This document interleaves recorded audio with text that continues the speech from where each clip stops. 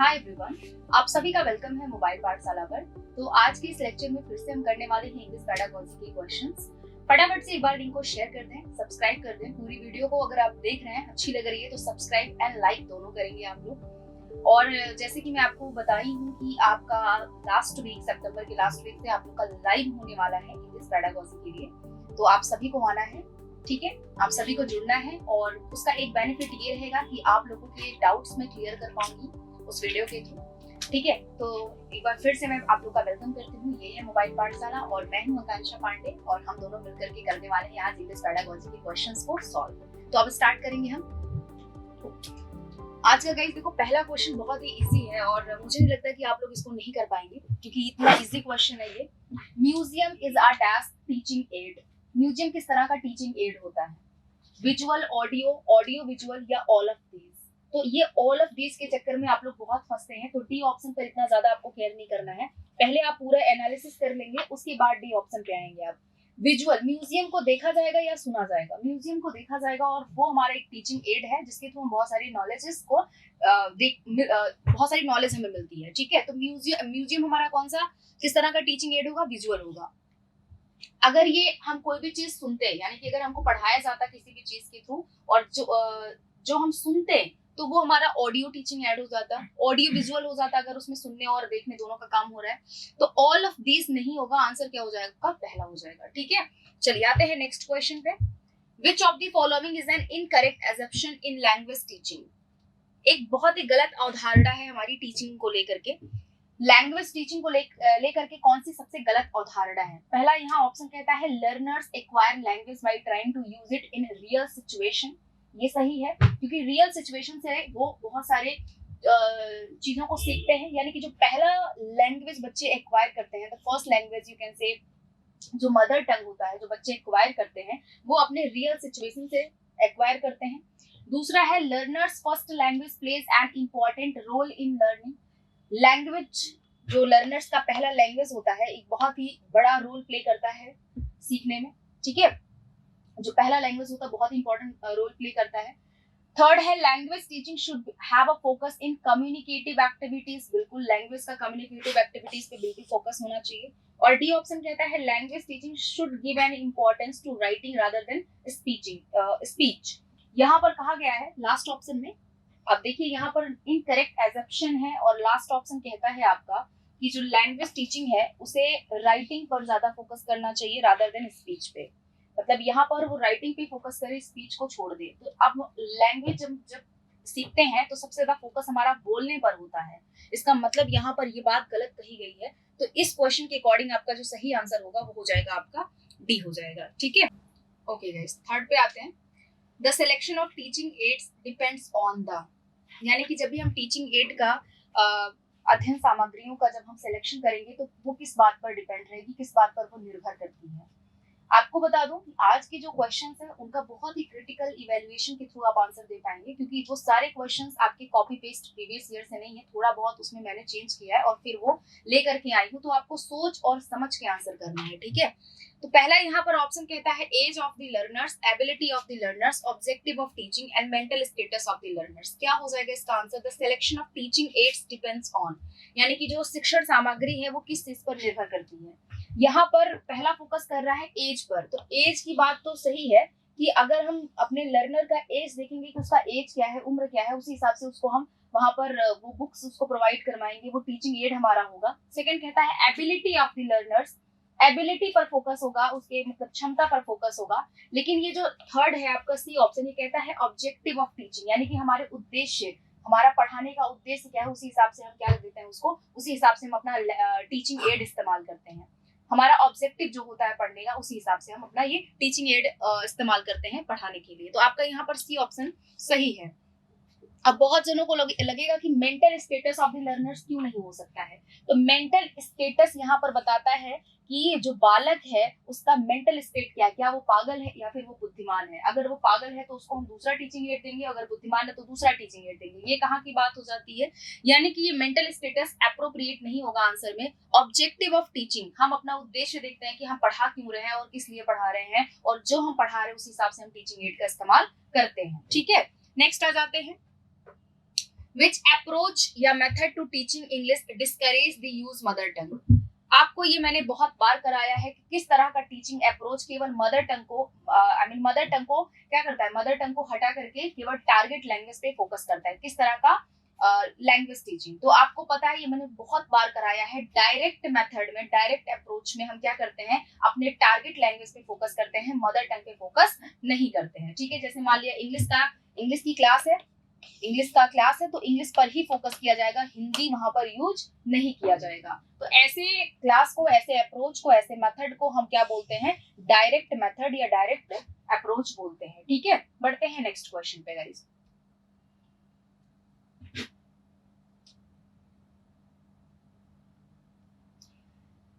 Cognitive orientation to second language method and approaches means, यानी कि अगर हम संज्ञानात्मक प्रयोग से दूसरा कोई लैंग्वेज सीखते हैं तो वो हमारा वहां पर किस अप्रोच के थ्रू हम सीखते हैं।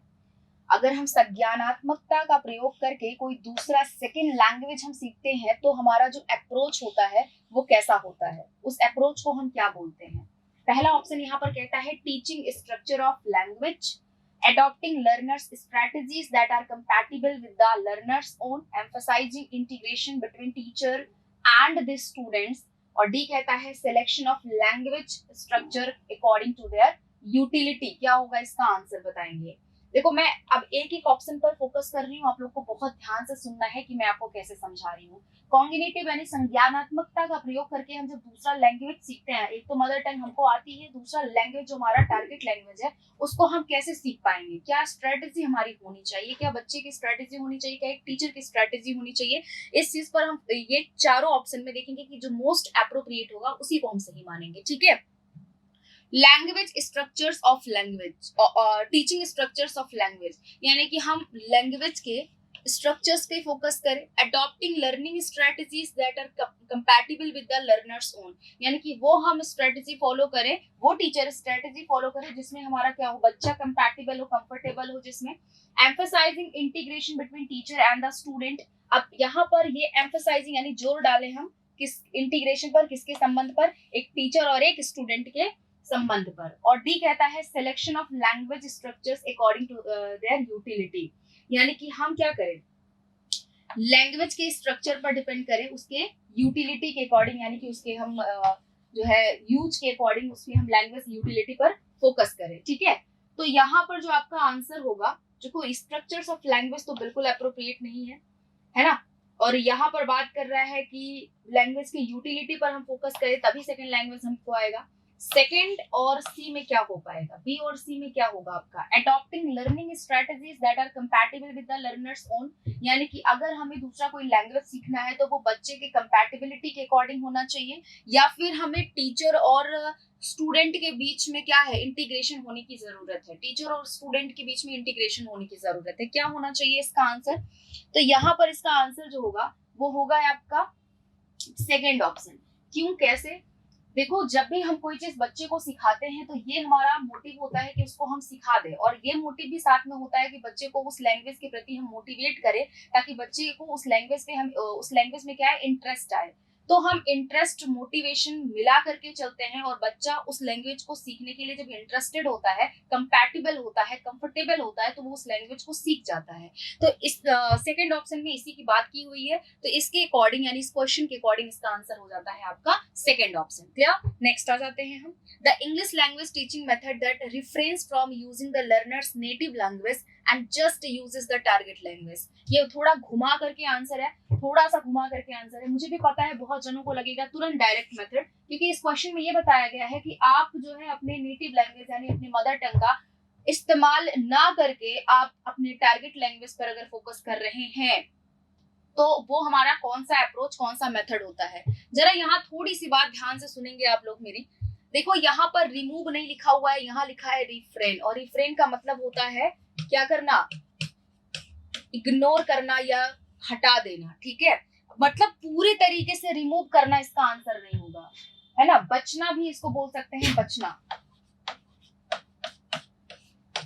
भाई आप ये बता दो, यहाँ पर रिमूव की बात नहीं की गई है कि आपने टारगेट अपने जो है मदर टंग को रिमूव करके दूसरा लैंग्वेज पे फोकस किया है। यहाँ बात रिफ्रेन की हो रही है कि आप अपने मदर टंग से बच करके कोई दूसरा लैंग्वेज सीख रहे हैं। तो यहाँ का जो हमारा मेथड है वो हमारा है ऑडियो लिंगुअल मेथड, कि हम अपने टारगेट पे भी फोकस कर रहे हैं, साथ साथ मदर टंग को भी हमने यूज किया है। जैसे मैं आपको इंग्लिश सिखाऊं तो हिंदी की मदद से मैं आपको इंग्लिश सिखाऊंगी, लेकिन पूरा फोकस हिंदी पर ना होकर के टारगेट पे होगा। मैं यहाँ पर हिंदी को इग्नोर नहीं कर रही हूँ, रिफ्रेन कर रही हूँ। रिफ्रेन यानी बच रही हूँ हिंदी से, कि आप लोग हिंदी का यूज कम से कम करें और इंग्लिश पे फोकस करें। तो ये जो मेथड है ये हमारा ऑडियो लिंगुअल मेथड होता है, ठीक है। लेकिन अगर मैं आपको हिंदी ही नहीं बताती, केवल इंग्लिश बताती, तो वो हमारा डायरेक्ट मेथड हो जाता, ठीक है। ग्रामर ट्रांसलेशन मेथड क्या होता है, ये तो आपको पता है, बहुत ही क्लासिकल मेथड होता है कि आप अपने मदर टंग को यूज करके अपना जो है टारगेट लैंग्वेज सीखते हैं। कम्युनिकेटिव लैंग्वेज टीचिंग, आप कम्युनिकेट करके यानी बातचीत करके, कॉन्वर्जेशन करके आप लैंग्वेज को सीखते हैं, तो ये हमारा अलग हो गया। लेकिन यहाँ जो हमारा मेथड होगा कि आप रिफ्रेन करके, मतलब अपने मदर टंग को रिफ्रेन करके आप टारगेट लैंग्वेज को सीख रहे हैं, मतलब उसका भी मदर टंग का भी यूज कर रहे हैं, टारगेट लैंग्वेज का ज्यादा से ज्यादा यूज कर रहे हैं, तो वो हमारा हो जाता है ऑडियो लिंगुअल मेथड हो जाता है, ठीक है। Next, disciplinary or behavior control techniques such as punishment should be avoided in the language classroom because यहाँ पर बताया गया है डिसिप्लिनरी यानी कि अनुशासन, अनुशासन बच्चों में और बिहेवियर की कंट्रोल के लिए क्या टेक्निक फॉलो करनी चाहिए।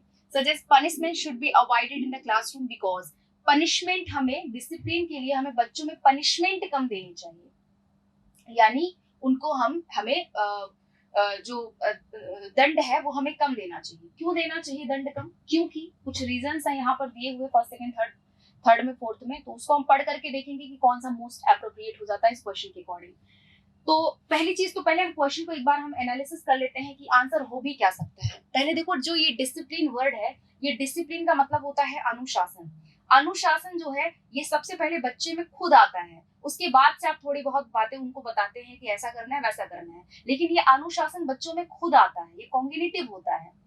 अब ये खुद आता है जो बच्चा खुद से सीख रहा है, यानी जो मदर टंग, जैसे कि मदर टंग को खुद से एक्वायर कर रहा है, तो आप उसको बिल्ड नहीं करेंगे वहां पर और ज्यादा उस पर जोर नहीं डालेंगे, वो खुद से बहुत सारी बातें करना सीख जाएगा। वैसे ये डिसिप्लिन होता है, ये कॉग्निटिव होता है, ये खुद से एक्वायर किया जाता है, खुद से बच्चे में रहता है। तो अगर आप इस पर जोर देंगे तो बच्चा डीमोटिवेट हो जाएगा। अब यहाँ पर हम इसी कॉन्सेप्ट के सहारे, इसी कॉन्सेप्ट से बेस्ड इन चारों ऑप्शन से एलिमिनेट करेंगे कि कौन सा मोस्ट एप्रोप्रिएट हो सकता है। These hinder the development of a self concept and responsibility।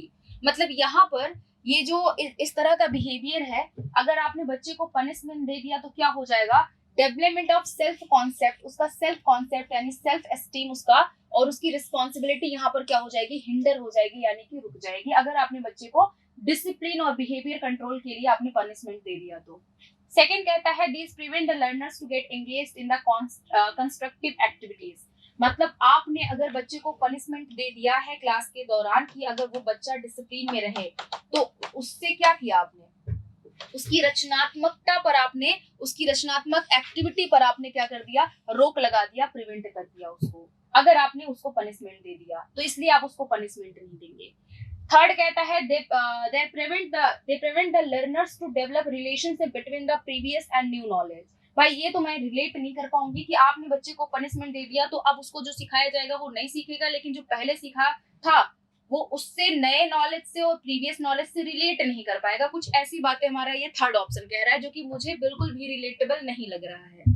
These hamper the interest of the learner। Hamper का मतलब होता है डिस्टर्ब कर देना, तो ये आपकी लर्नर की इंटरेस्ट को डिस्टर्ब कर देगा, क्या हैम्पर कर देगा अगर टीचर बच्चे को पनिशमेंट दे देती है क्लास में, ऐसा कुछ होगा। अभी हमने बताया कि जो डिसिप्लिन है वो हमारा क्या होता है, वो हमारा कॉग्निटिव होता है, यानी कि बच्चे में आ जाता है, डिसिप्लिन आ जाता है। अभी टीचर को पनिशमेंट देके उस जो बच्चा पहले से जानता है उस पर रोक नहीं लगाना है। अगर हमने बच्चे को पनिशमेंट दे दिया तो इसमें क्या हो जाएगा, उसका डेवलपमेंट, उसका सेल्फ स्टीम, उसकी रिस्पॉन्सिबिलिटी यहाँ पर हिंडर हो जाएगी, उसमें बाधा आ जाएगी। तो इस हिसाब से आपका फर्स्ट ऑप्शन यहाँ पर क्या हो जाता है, करेक्ट हो जाता है। गाइस नेक्स्ट आ जाते हैं, the teacher should not consider inadequacies in the, किस चीज में टीचर को कमी नहीं देखना चाहिए, यानी अपर्याप्त का आकलन नहीं करना चाहिए, किस चीज में teacher should not consider, teacher को ऐसा नहीं करना चाहिए। लर्निंग कंटेंट में, प्रोसेस में, एनवायरनमेंट में या लर्नर में। अगर टीचर अपने बच्चों में, अपने स्टूडेंट में ये सोचे कि ये इसमें कमी है, ये कमी है और ये सीख नहीं सकता है, ये कमी है और ये सीख नहीं सकता है, तो वहां पर टीचर क्या है, टीचर उसकी कमियों को ज्यादा वैल्यू करेगी, उसमें जो खूबियां हैं उनको इग्नोर कर देगी। इसलिए ये चीज टीचर में नहीं होना चाहिए, should not consider so, teacher को ऐसा कंसीडर नहीं करना चाहिए। एनवायरमेंट, प्रोसेस, लर्निंग, कंटेंट, ये सब जो है इसमें नहीं इंक्लूड होता है, लेकिन जो फोर मोस्ट चीज है जो टीचर को नहीं करना चाहिए वो है आपका लर्नर, यानी कि बालक में सारे गुण अगर विद्यमान नहीं है तो उसको उसमें क्रिएट करना चाहिए, जबकि उसमें उसको कमियां नहीं देखनी चाहिए। ठीक है, आ जाते हैं नेक्स्ट में। Fluency in English can be developed through, अगर बच्चे की इंग्लिश में फ्लुएंसी हम डेवलप करना चाहते हैं, यानी धारा प्रवाह तरीके से बच्चा बोले, इसके लिए हमें क्या करना है? इसके लिए teacher talking for most of the time, teacher बच्चे से ज्यादातर बात करे, teacher being alert to spot the errors and correct them, teacher बच्चों में एरर स्पॉट करे, यानी कि कहाँ बच्चे ने गलती करी इस चीज पे ज्यादा फोकस करे। Allowing student who are not confident to have the freedom to be quiet, उन स्टूडेंट को, student who are not confident, ऐसे बच्चे जो कॉन्फिडेंट नहीं है to have the freedom to be quiet, उनको जो है चुप रहने दे। And creating opportunities to use the target language for communication, यानी कि वो ऐसे अवसरों का निर्माण करे जिससे बच्चे कम्युनिकेट कर पाए अपने टारगेट लैंग्वेज को, अपने सेकेंड लैंग्वेज को जिसकी वो सीख रहे हैं। तो अगर फ्लुएंसी हमें बच्चे में लेकर के आना है, बच्चा धारा प्रवाह तरीके से बात करे, तो उसको वो अवसर प्रदान करना है, उसको वो अपॉर्चुनिटी प्रदान करना है जिससे वो बार बार उस लैंग्वेज का यूज करके उसमें फ्लुएंट हो जाए। ठीक है, next, Which among the following is a feature of a child-centered language classroom? Child-centered classroom का क्या फीचर होता है जिसमें हम बच्चे को फोकस करते हैं, बच्चे पर फोकस करते हैं, बच्चे की उसको क्या सीखना है, कैसे सीखना है, क्या कमियां हैं, इन सारी बातों पर फोकस करते हैं। पहला ऑप्शन कहता है children interact in the target language through task that require multiple intelligence, children बात करें अपने टारगेट लैंग्वेज में अपने टास्क के थ्रू जिसमें मल्टीपल इंटेलिजेंस की जरूरत हो। ठीक है, children work individually to prepare project, children जो है अपना इंडिविजुअली काम करें अपने प्रोजेक्ट को कंप्लीट करने के लिए। Teacher plans assessment every day, teacher assessment plan करे हर दिन। और teacher gives instruction and expects children obey and be disciplined. क्या होगा इसका आंसर? अगर चाइल्ड सेंटर्ड क्लासरूम है तो बच्चे में क्या होना चाहिए, क्या चीजें हम वहां पर फोकस करेंगे? इंटरेक्ट करें वो अपने मल्टीपल इंटेलिजेंस का, या इंडिविजुअली प्रोजेक्ट पे, या असेसमेंट, या फिर instruction and expect children to obey and discipline. आपका पहला आंसर यहाँ पर सही हो जाता है। ये बात करता है कि उनको अपना इंटेलिजेंस, अपना मल्टीपल इंटेलिजेंस यूज करके अपने टारगेट लैंग्वेज को टास्क के थ्रू सीखना होता है जिससे वो लैंग्वेज पर काफी ज्यादा फोकस कर पाए। ठीक है, तो पहला ऑप्शन यहाँ पर क्या होता है आपका करेक्ट हो जाता है। Next, today the teacher is regarded as, teacher को आप क्या मान सकते हो? फ्रेंड मानोगे, टीचर कभी फ्रेंड नहीं होता है, गाइड ऑन द साइड भी नहीं होता है। और बहुत सारे स्टूडेंट ये देख लेंगे और उनके बाद से उनका दिमाग हो जाएगा खराब और तीर मार देंगे, इससे बाद में धोखा हो जाएगा आपसे। तो ये आपका होता है फैसिलिटेटर होता है। क्या होता है? फैसिलिटेटर होता है। टीचर को आज के जमाने में कंसीडर क्या किया जाता है? फैसिलिटेटर कंसीडर किया जाता है। Next guys, large language classes group can be accomplished by, यानी कि ऐसा कोई भी क्लास जहां पर बच्चों की संख्या ज्यादा मात्रा में है, तो ऐसे क्लास में हम कैसे ग्रुप वर्क करवा सकते हैं? बच्चों को कैसे करवा सकते हैं? क्या अब करना चाहिए? पहला ऑप्शन कहता है asking student to turn around for group work, कि वो पीछे मुड़ जाएं और अपने ग्रुप वर्क को करें। यानी कि मान लिया सीट पर इस तरह से बच्चे बैठे हैं तो हर बच्चा जो है हर बच्चे की तरफ मिल करके और ग्रुप वर्क करेगा क्लास में अपनी सीट पर बैठ के। या asking all student to stand in a circle, circle में सारे बच्चे खड़े हो जाएं। Asking half the class to go out the playground, उनको क्लास में बच्चों को बाहर कर दिया जाए और 4-5 स्टूडेंट को साथ में बिठा करके एक बेंच पर और उनको क्या किया जाए, एक नैरो से बेंच पर बिठा करके लैक ऑफ स्पेस जहां पर लैक ऑफ स्पेस है, यानी कि बिल्कुल स्पेस नहीं है, ऐसे बच्चे को बिठा करके वहां पर ग्रुप वर्क करवाया जाए। तो ये लास्ट ऑप्शन कहता है 4-5 स्टूडेंट के बारे में, जबकि पूरे क्लास के बारे में हम बात कर रहे हैं। तो ये वाला तो बिल्कुल नहीं होगा, डी ऑप्शन यहाँ से इनकरेक्ट हो जाता है। Asking half the class to go out to the play ground, आप आधे से ज्यादा बच्चे को जब प्ले ग्राउंड में भेज देंगे तो ग्रुप वर्क कैसे करवाएंगे? Asking all student to stand in a circle, circle में सारे बच्चे को खड़ा कर देंगे, उसके बाद से उनको काम कराएंगे। तो पहला ये सेकंड ऑप्शन यहाँ पर करेक्ट हो जाता है। जब भी हम ग्रुप वर्क की बात करते हैं तो सर्कल में बच्चों को हम कलेक्ट कर करके उसके बाद ग्रुप वर्क कराते हैं। तो अगर क्लास में ही हो रहा है तो सर्कल में बच्चे खड़े होकर के ग्रुप वर्क आराम से कर सकते हैं। ठीक है, तो सेकंड ऑप्शन यहाँ पर सही हो जाता है। बहुत सारे स्टूडेंट को डाउट होगा कि पहला ऑप्शन क्यों नहीं सही हो सकता है। पहला ऑप्शन इसलिए नहीं सही हो सकता है क्योंकि हम टर्न करेंगे पीछे और आगे के बच्चे दूसरी तरफ टर्न करेंगे, तो ऐसे में क्या हो जाएगा, ऐसे में एक दूसरे की पीठ के पीछे वो बैठेंगे तो ग्रुप वर्क वहां पॉसिबल नहीं हो पाएगा। तो इसलिए सेकंड ऑप्शन यहाँ पर करेक्ट हो जाता है, उनको सर्कल में बिठा करके हम ग्रुप वर्क करा सकते हैं। ठीक है, नेक्स्ट आ जाते हैं गाइस।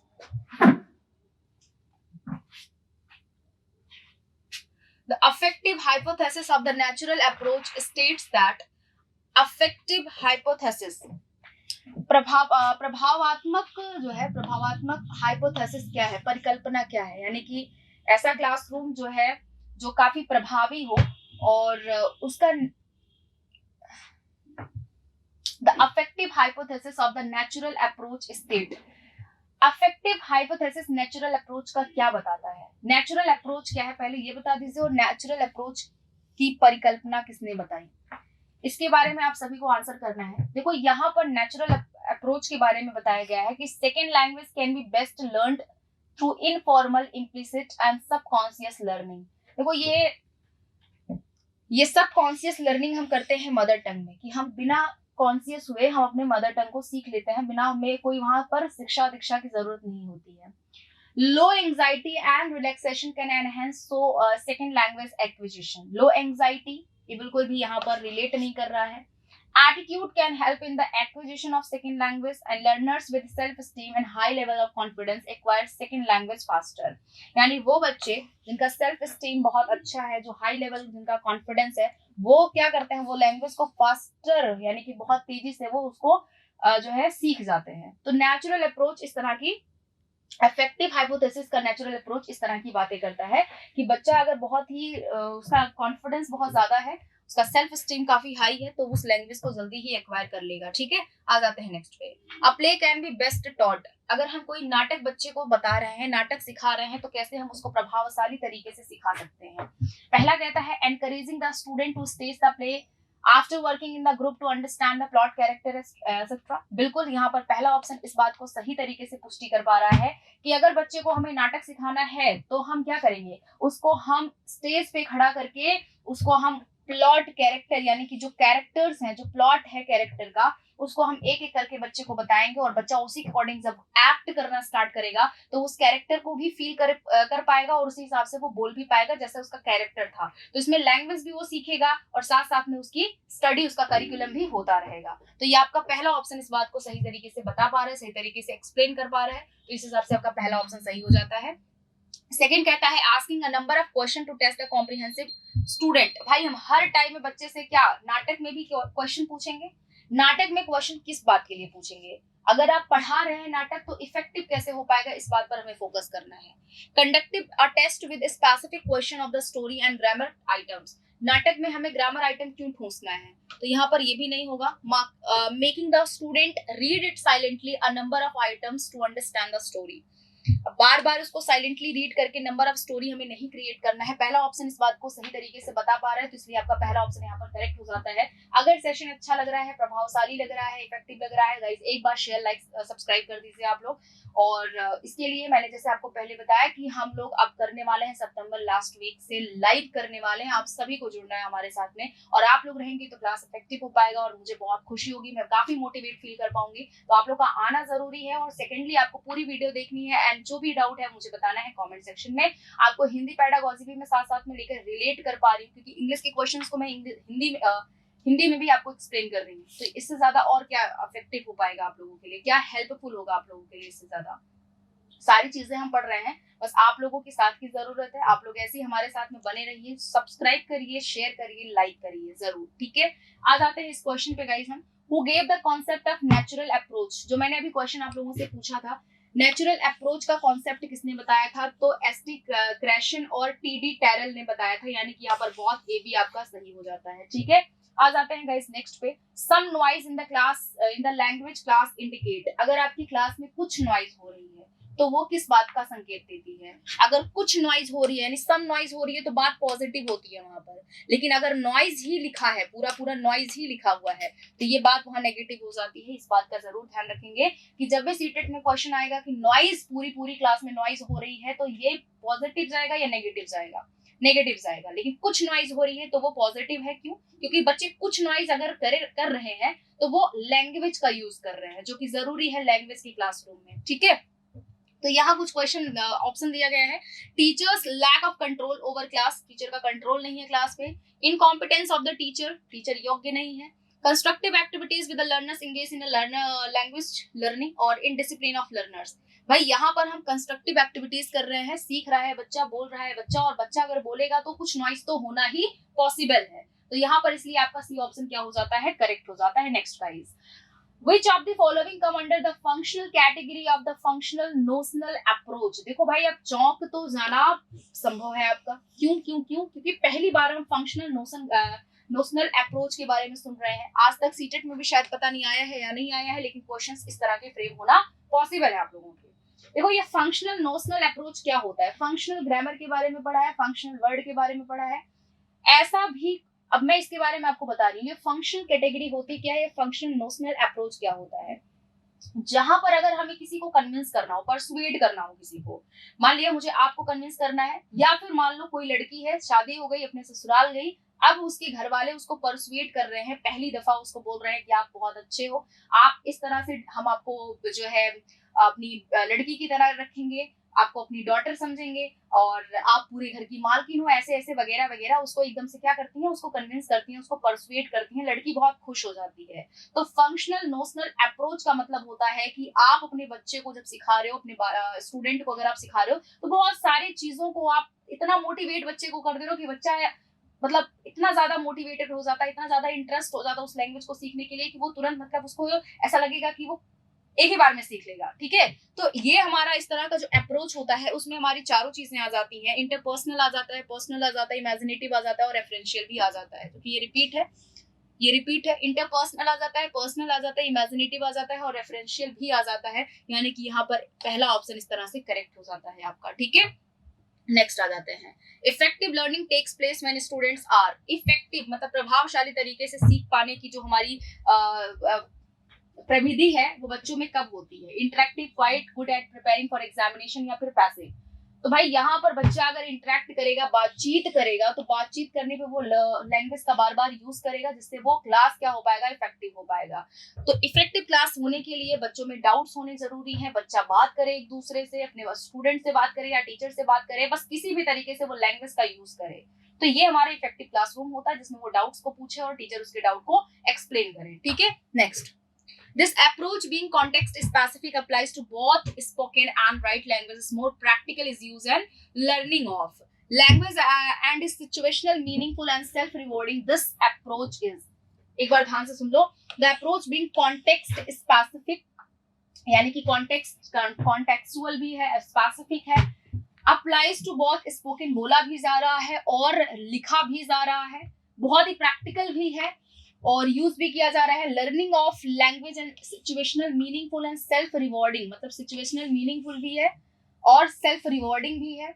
इस तरह के अप्रोच को हम क्या बोलते हैं? यानी कि अगर कोई भी लैंग्वेज या कोई भी अप्रोच हमारा जिसमें हम बहुत प्रैक्टिकल है, लिख भी रहे हैं, सीख भी रहे हैं, बोल भी रहे हैं, है ना, बहुत ही क्या है, बहुत